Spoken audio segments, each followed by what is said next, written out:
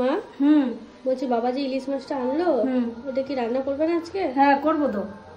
ওই তো কি ধুয়ে করবে? টুয়ে কেটে ধুয়ে টুয়ে নিয়ে এসেছি। এই দেখ ইলিশের শস্য দিয়ে ঝাল করব।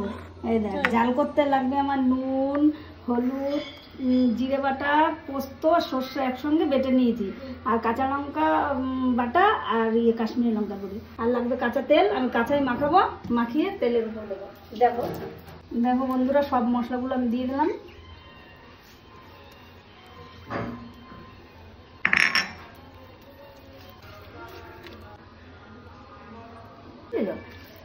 তারপরে তো বেগুন ভেজেছিলাম, বেগুনের তেল আছে, আর অল্প সামান্য একটু তেল দিয়ে দেবো। দেখো মাছটা এমনিতে তেল হয়েছে।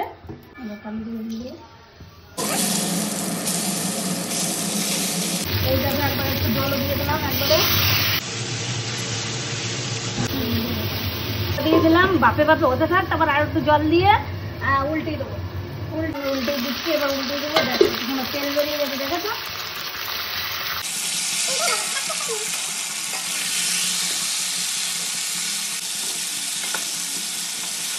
দেখো এখন